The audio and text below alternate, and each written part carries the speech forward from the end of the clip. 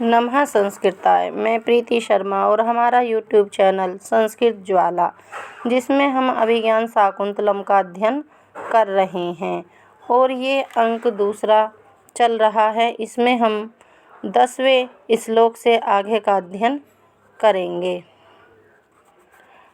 राजा कहता है, इदं च मे मनसि वर्तते, और मेरे मन में ऐसा ही है कि अब ये आगे जो है शिखरणी छंद में श्लोक पढ़ता है, बोलता है राजा। रसैरुद्रैः छिन्ना यमन सभलागशिखरिणी अनाघ्रातं पुष्पं किसलयमलूनं कररुहै अनाविद्धं रत्नं मधुनवमनास्वादितरसम् अखण्डं पुण्यानां फलमिव च तद्रूपमनघं न जाने भोक्तारं कम इहि समुपस्थस्यति विधिः। शब्दार्थ इसके। अनघम पाप रहित निष्कलंक, तत्रूपम उस शकुंतला का सौंदर्य रूप, अनाघ्रातम न सूंघा गया, पुष्पम फूल, कररुहई जो नाखूनों से, अलूनम अच्छिन्न छेदा नहीं गया है, काटा नहीं गया है, किसल्यम नव कोमल पल्लव, अनाविद्धम न बिधा हुआ अक्षत, रत्नम रत्न, अनास्वादित रसम जिसके रस का नहीं आस्वादन किया गया है ऐसा, नवम नया, मधु मधु शहद के समान, पुण्यानाम च और पुण्यों अच्छे कार्यों के, अखंडम अखंड, फलम इव फल की भांति, विधि विधाता, इहि यहाँ इस शकुंतला के लिए, कम किस भोक्तारम भोक्ता को, समुपस्थिस्यति ही उपस्थित करेगा बनाएगा, न जाने नहीं जानता। अब इसका अन्वय से अर्थ ले लीजिए। अनघम तत्रूपम अनाघ्रातम पुष्पम उस शकुंतला का निष्कलंक सौंदर्य रूप किसी के द्वारा, अनाघ्रातम न सूंघा गया, पुष्पम फूल है, कररुहई अलूनम किसल्यम नाखूनों से अच्छिन्न पल्लव है, नया नया पत्ता निकला हुआ उसके समान है, अनाविद्धम रत्नम और न बिंधा हुआ अक्षत्र रत्न है, अनास्वादित रसम नवम मधु और जिसके रस को नहीं चखा गया है ऐसा नया ताजा मधु शहद है, पुण्यानाम च अखंडम फलम और पुण्यों के फल के समान है, विधि विधाता इही कम भोक्तारम विधाता यहाँ किस भोक्ता को, समुपस्थिस्यति उपस्थित करेगा, ना जाने मैं नहीं जान पा रहा हूँ। कौन कह रहे हैं? राजा दुष्यंत कह रहे हैं कि विधाता पता नहीं यहाँ इसके भोक्ता को, किस भोक्ता को उपस्थित करेगा, मैं नहीं जान पा रहा हूँ। इसकी व्याकरण देख लीजिए। अनघम नास्ति अघम यस्मिन् तत् न बहुव्रीहि समास, अनाघ्रातम नाघ्रातम अनाघ्रातम न तत्पुरुष समास, उपसर्ग घ्रा धातु कत प्रत्यय, आलूनम नालूनम आलूनम न तत्पुरुष समास, अनाविद्धम नाविद्धम न आविद्धम अनाविद्धम, उपसर्ग व्यध धातु से कत प्रत्यय आविद्धम, अनास्वादित रसम न आस्वादितो रसो यस्य तत् अनास्वादित रसम न बहुव्रीहि समास, आस्वाद णिच कर्मणि कत प्रत्यय, अखंडम नास्ति खंडो यस्य तत् न बहुव्रीहि समास, समुपस्थिस्यति समुपसर्ग और उपसर्ग, स्था धातु लिट लकार प्रथम पुरुष एक वचन। यहाँ स्था धातु अंतर्भावित भावितरण्यर्थ है, यहाँ णिच का अर्थ लिया जाएगा। अलंकार मालोपमा अलंकार है क्योंकि उपमा अनाघ्रातम पुष्पम इव, अलूनम किसल्यम इव, अनाविद्धम रत्नम इव, मधुरसम अनास्वादित रसम नवम मधु इव, पुण्यों का अखंडम फलम इव से की गई है। इव का सबके साथ संयोग होने से कई उपमा होगी, तो माला उपमा हो गया और शिखरणी इसमें छंद है। आगे चलते हैं। विदूषक कहता है फिर, तेन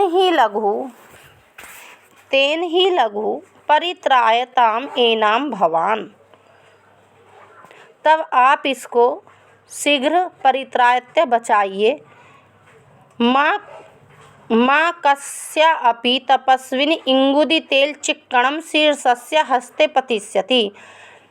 इंगुदी तेल चिक्कणम शीर्षस्य, जिससे यह जो शकुंतला है, तो शकुंतला के लिए ही कह रहा है कि इंगुदी के तेल से चिकने सिर वाले, कस्यापि तपस्विनी किसी तपस्वी के, हस्ते पश्यति हाथ में न पड़ जाए।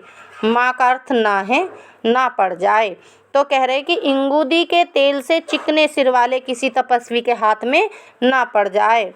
ये जो शकुंतला है, जब तपस्विनी है, तो आश्रम में रह रही है, तो वह आशा कर रहा है, विदूषक कह रहा है कि कोई तपस्वी ही इससे शादी ना कर ले, कोई और ही ना ले जाए इसे, अर्थात अपात्र के हाथ में जाने से पूर्व से अपना लो, ऐसा कहने का उसका आश्रय है।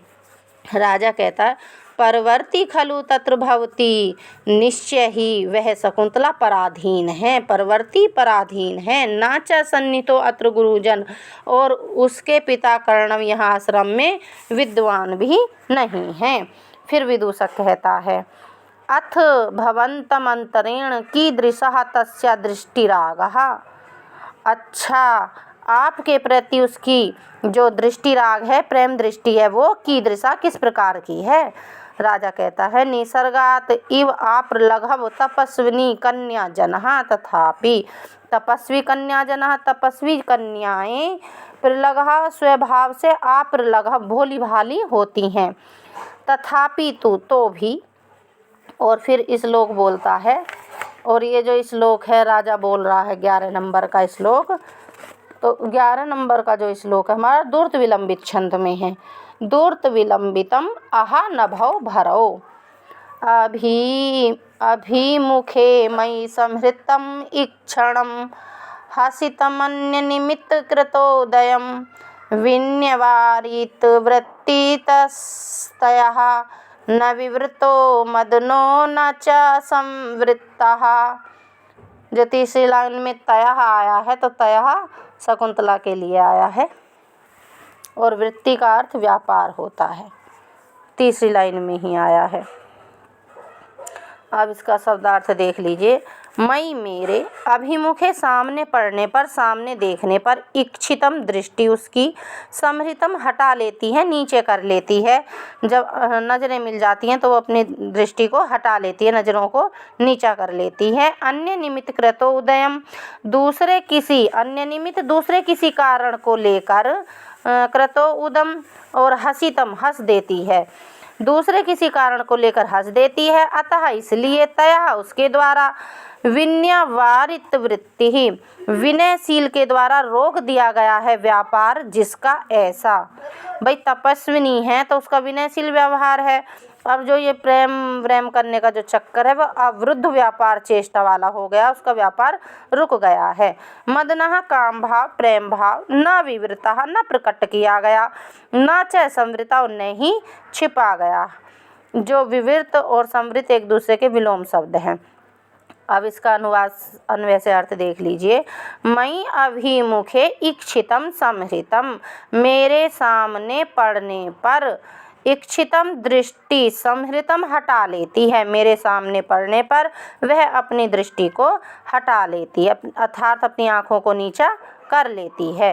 अन्य निमित्त कृतोदयम हसितम, और अन्य किसी कारण को लेकर हसितम हंस देती है। अतः तया विन्यवारित वृत्ति ही मदनः, और इसीलिए उसके द्वारा विनयशील के द्वारा व्यापार चेष्टा विहीन मदनः प्रेम भाव को न विवृत न तो प्रकट किया गया, न च संवृतः नहीं छिपाया गया है। ना तो उसने हमसे कहा है कि मैं तुमसे प्यार कर रही हूँ, ना ही उसने छिपाया है कि मैं नहीं कर रही हूँ। अब इसकी टिप्पणी देख लीजिए। अन्य निमित्त कृतोदयम अन्येन निमित्तेन कृतः उदयः यस्य तत् बहुव्रीहि समास। विन्य वारित वृत्तिः विन्येन वारितः वृत्ति यस्य सः बहुव्रीहि समास। समहृतं समुपसर्ग ह्री धातु कथ प्रत्यय। अभिमुखे अभिगतं मुखम यस्य तस्मिन् बहुव्रीहि समास।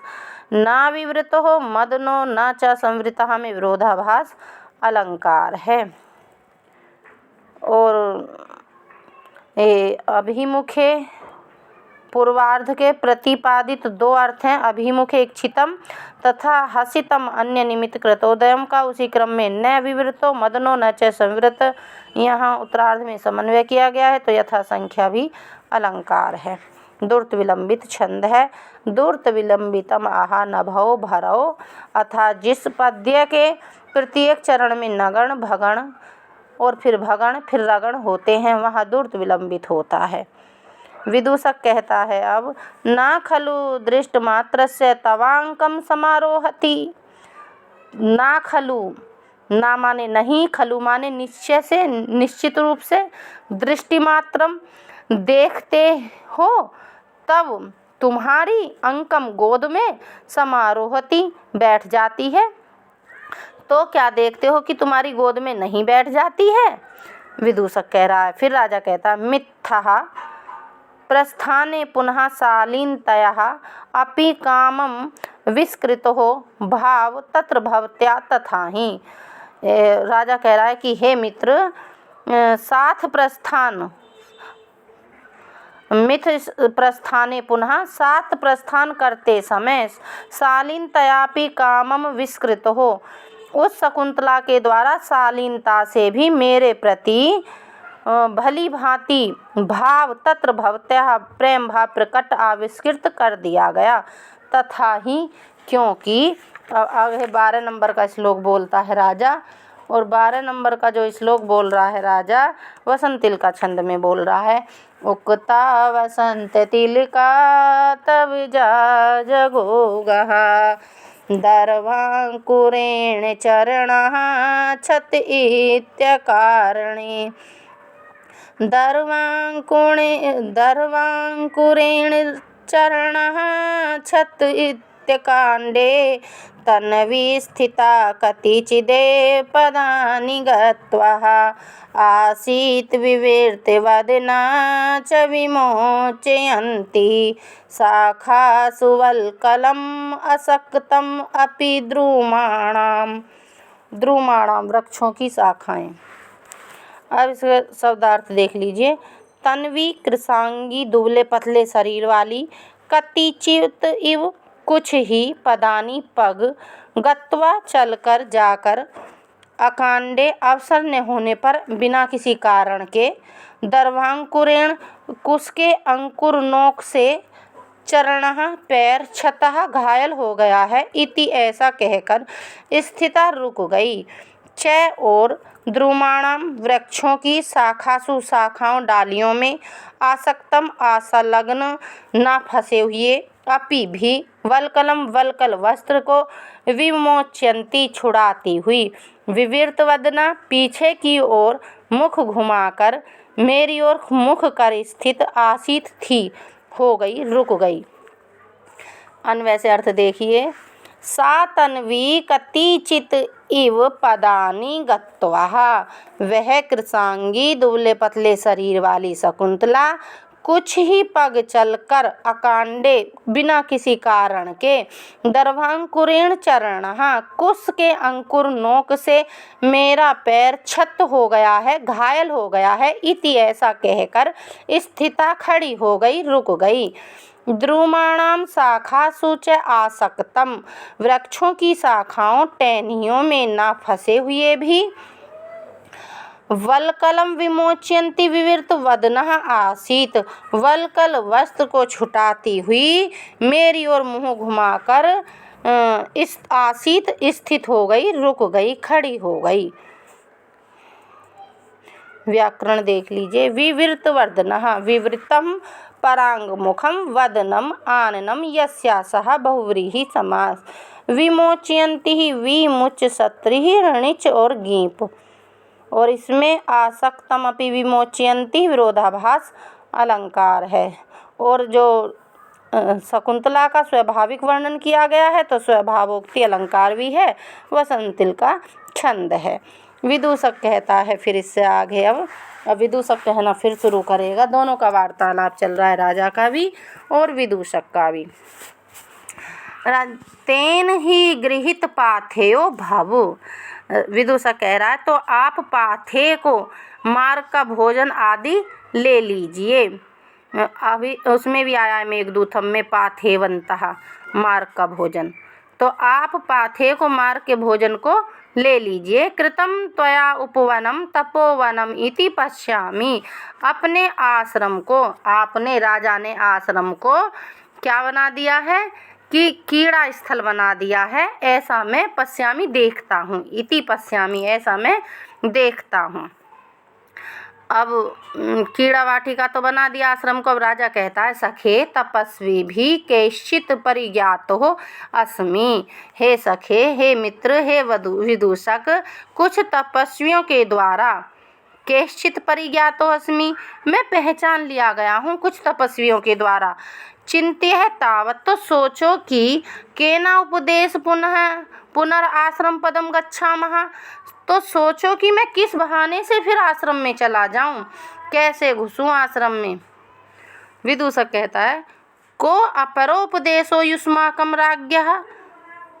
राज्ञम, आप जैसे राजाओं के लिए दूसरा क्या बहाना चाहिए। निवार षष्ठ भागम अस्माकम उपहरन्ति तु इति, आप जाकर इस प्रकार कहें कि निवार षष्ठ भाग, हमें निवार जंगली धान का छठा भाग, अस्माकम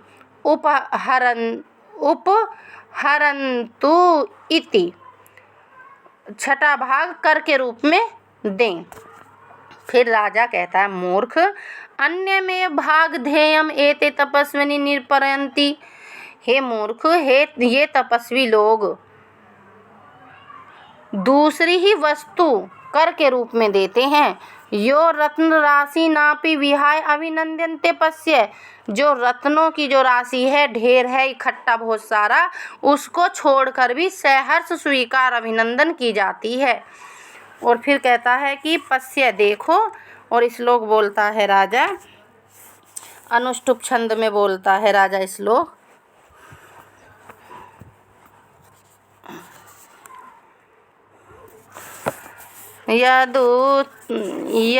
यदुत्तिष्ठति वर्णेभ्यो नृपाणां क्षयितत् फलं तपाषड्भागमक्षयं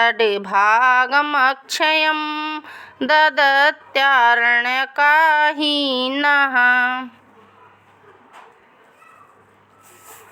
इसके शब्दार्थ देख लीजिए।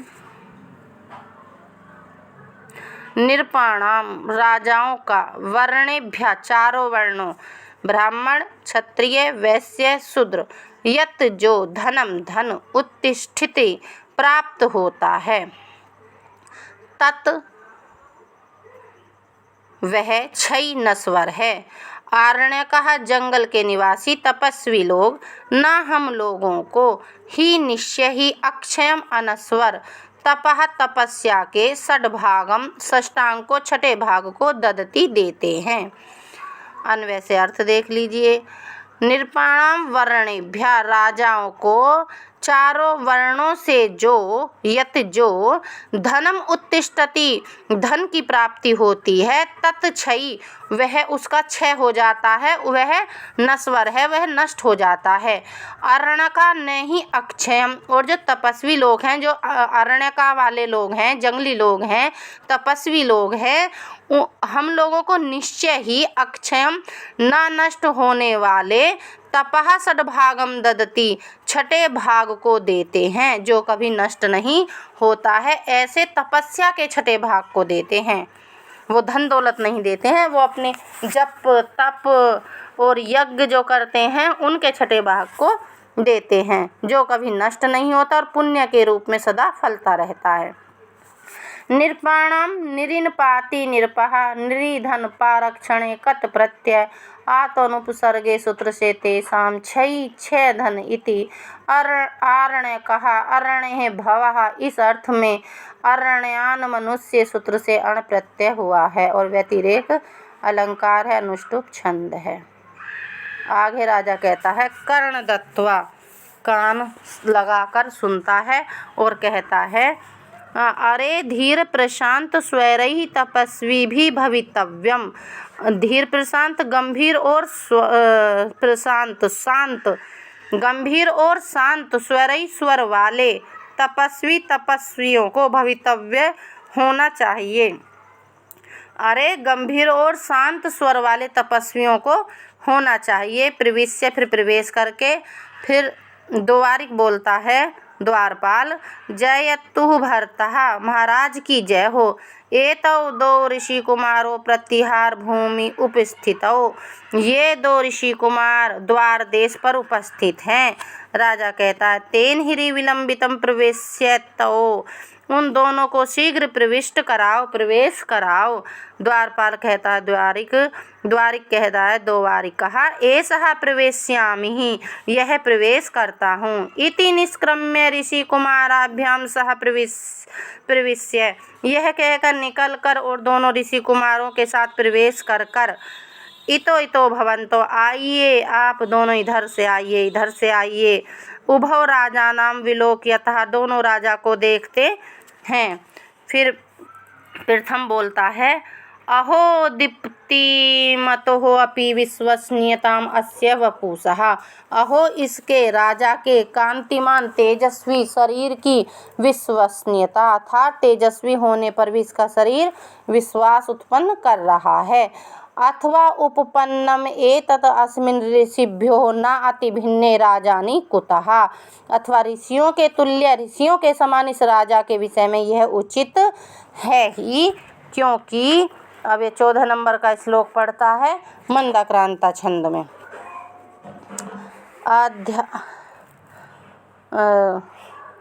कश्चित् कांता वीरः गुरूणाम् अध्याक्रांता वसतिरमुना, आप्याश्रमे सर्वभोग्ये रक्षायोगात् अयमपि तपः प्रत्यहं संचिनोति, अस्यापि द्यामि स्पृशति वसिन्चारण द्वन्द्वगीतः पुण्यशब्दो मुनिरिति मुहुः केवलं राजपूर्वः। अमुना इसके द्वारा अपि भी सर्वभोग्य है, सभी के द्वारा उपभोग करने के, आश्रय लेने के योग्य। आश्रम में वसति ही निवास अध्याक्रांतः स्वीकार किया गया। रक्षायोगात् रक्षा करने से, अयम यह, अपि भी, प्रत्यहं प्रतिदिन, तपः तपस्या को, सिंचिनोति ही सिंचित करता है, वसीना इंद्रियों को वश में रखने वाले, जितेंद्रिय है, अस्या इसका, अपि भी, केवलम केवल, राजपूर्वः राज शब्द पूर्व में है जिसके, ऐसा राजपूर्वक, पुण्यः पवित्र, मुनि मुनि ऋषि, इति यह शब्दः शब्द, चारण द्वंद्व गीत, चारण युगल के द्वारा गाया जाता हुआ, मुहुः बार बार, द्याम स्वर्ग को, स्पृश्यति स्पर्श करता है। अन्वय से अर्थ देख लीजिए। अमुनः अपि सर्वभोग्य आश्रमे वसति ही, इस राजा के द्वारा भी, सभी के द्वारा आश्रयणीय या ग्रस्त आश्रम में निवास स्वीकार किया गया है, अध्याक्रांतः स्वीकार किया गया है। इन राजा के द्वारा भी सभी के द्वारा ग्रस्त आश्रम में निवास किया गया है। रक्षा योगात अयम अपि प्रत्यहम, प्रजा की रक्षा करने से यह राजा भी प्रतिदिन, तपः सिंचनोति वसीनः, तपस्या का संचयन करता है, वसिनः अस्यः अपि केवलम राजपूर्वम पुण्यः मुनि। जितेंद्रिय इस राजा का भी केवल राजपूर्वम अर्थात राज शब्द पूर्व में है जिसके ऐसा पुण्य मुनि पवित्र मुनि, राजऋषि को ही कह रहे हैं पवित्र मुनि। इति शब्द चारण द्वंद्व गीत मुहु मुहु मुहु द्याम स्पर्शति। यह शब्द चारण युगल के द्वारा गाया जाता हुआ बार बार द्याम स्पर्शति स्वर्ग का स्पर्श करता था, स्वर्ग में व्याप्त हो जाता है। अध्याक्रांताः अधि उपसर्ग से अधि और आ उपसर्ग से क्रम धातु में कत प्रत्यय टाप प्रत्यय। वसति वस धन अति सर्वभोग्ये सर्वे भोग्ये भोग धन्यत् रक्षा योगात् रक्षया योगः तस्मात् षष्ठी तत्पुरुष। चारण द्वंद्व गीतः चारणानां द्वंद्वै गीतः तत्पुरुष। मुनि ज्ञानार्थक मनु धातुः मुनिर उच्चः सूत्रेण इन प्रत्ययः। और अलंकार इसमें श्लेष अलंकार है। इसमें उपमान भूत मुनि ऋषि से उपमेय भूत राजा केवल राजपूर्व में आधिक्य व्यतिरेक अलंकार है। मंदाक्रांता छंद है। थोड़ी सी टिप्पणी देख लीजिए। चारण द्वंद्व गीत। चारण एक प्राचीन जाति है जिसका मुख्य कार्य राजाओं का यशोगान प्रशस्ति गान है। उसके गीत गाते रहते हैं राजाओं की प्रशंसा में। गृहस्थ आश्रम सभी आश्रमों का आश्रय सहारा माना जाता है, क्योंकि गृहस्थ आश्रम में रह के हम तप भी कर सकते हैं, व्रत भी कर सकते हैं और हम घूम फिर भी सकते हैं, तीर्थ यात्रा भी कर सकते हैं, इसलिए इसको सबका आश्रय माना गया है। इस श्लोक के दो अर्थ हैं, एक राजा के पक्ष में और एक मुनि के पक्ष में। राजा के पक्ष में यह सबके द्वारा आश्रय लेने योग्य गृहस्थ आश्रम में निवास करता है और मुनि के पक्ष में सभी विद्यार्थियों के द्वारा आश्रय लेने के योग्य तपोवन में रहता है। दूसरी पंक्ति में राजा के पक्ष में प्रजा की रक्षा करने के लिए यह राजा प्रतिदिन तपस्या को इकट्ठा करता है और मुनि के पक्ष में धर्म रक्षा के लिए अष्टांग योग से तप का संग्रह करता है। तृतीय और चतुर्थ पंक्ति में राजा के पक्ष में इस जितेंद्रिया का केवल राजपूर्वकम पवित्र ऋषि राजऋषि यह शब्द बार बार स्वर को स्पर्श करता है और मुनि के पक्ष में इस जितेंद्रिय का पवित्र मुनि शब्द बार बार स्वर को स्पर्श करता है। अब यहाँ से आगे फिर पढ़ेंगे। नमः संस्कृताय। सभी को बहुत बहुत धन्यवाद।